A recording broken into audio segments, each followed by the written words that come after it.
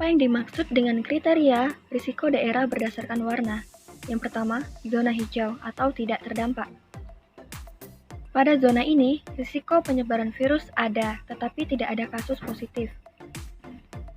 Berdasarkan tingkat transmisi COVID-19, tidak ditemukannya kasus positif COVID-19. Penyebaran COVID-19 terkontrol, risiko penyebaran tetap ada di tempat-tempat isolasi. Pengawasan ketat dan berkala dilakukan untuk mencegah timbulnya potensi kasus baru.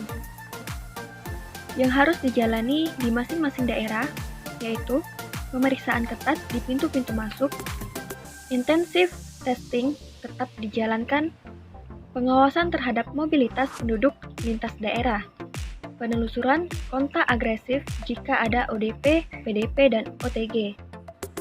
Harus tetap memperhatikan standar protokol kesehatan, yaitu jaga jarak, menggunakan masker, dan cuci tangan. Perjalanan diperbolehkan dengan menerapkan protokol kesehatan. Aktivitas bisnis dibuka normal dengan penerapan protokol kesehatan ketat. Kegiatan keagamaan dibuka. Kewajiban tinggal di rumah jika sakit dengan gejala flu. Bagaimana dengan zona kuning? Zona kuning yaitu daerah yang memiliki risiko rendah.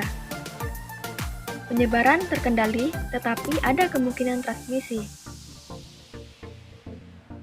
Berdasarkan tingkat transmisi COVID-19, di zona ini transmisi lokal mungkin bisa terjadi dengan cepat.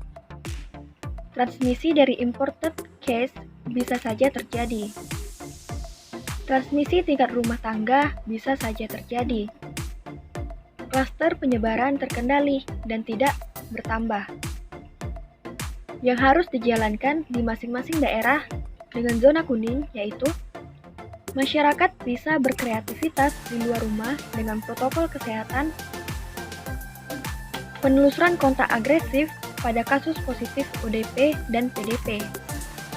Tetap jaga jarak jika di dalam dan di luar ruangan, salah satunya transportasi publik. Industri bisa dibuka dengan protokol kesehatan yang ketat. Perjalanan dengan protokol kesehatan ketat diperbolehkan. Aktivitas bisnis bisa dibuka dengan penerapan protokol kesehatan ketat. Tempat olahraga dapat dibuka dengan protokol kesehatan. Fasilitas layanan kesehatan dibuka secara normal. Kelompok rentan tetap tinggal di rumah. Kegiatan keagamaan terbatas bisa dilakukan. Selanjutnya, zona orange atau daerah dengan risiko sedang. Di daerah ini, risiko tinggi penyebaran dan potensi virus tidak terkendali. Berdasarkan tingkat transmisi COVID-19, transmisi lokal mungkin bisa terjadi dengan cepat. Transmisi dari imported case mungkin terjadi secara cepat. Klaster-klaster baru harus terpantau dan dikontrol melalui testing dan tracing agresif yang harus dijalankan di masing-masing daerah dengan zona orange, yaitu masyarakat disarankan tetap berada di rumah, tetap jaga jarak jika di luar rumah, dan di semua aspek. Pembatasan penumpang dan protokol ketat di transportasi publik. Tempat umum ditutup. Fasilitas pendidikan ditutup sementara. Masyarakat bekerja dari rumah kecuali untuk fungsi tertentu. Perjalanan dengan protokol kesehatan diperbolehkan.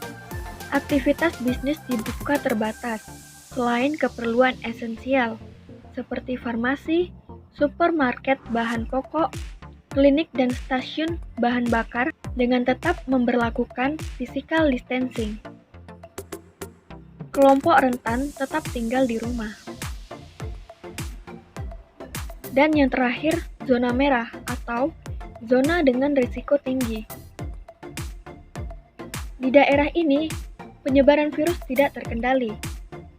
Berdasarkan tingkat transmisi COVID-19, transmisi lokal sudah terjadi dengan cepat.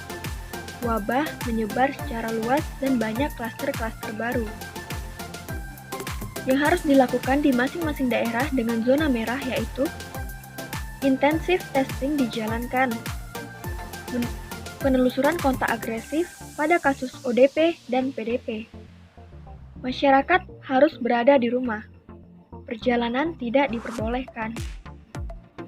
Pertemuan publik tidak diperbolehkan dan tempat-tempat umum atau tempat publik ditutup.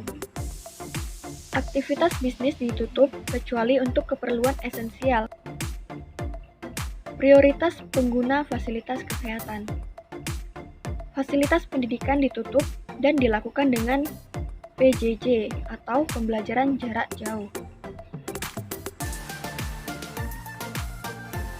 Demikianlah penjelasan mengenai kriteria risiko daerah berdasarkan warna. Semoga bermanfaat. Terima kasih.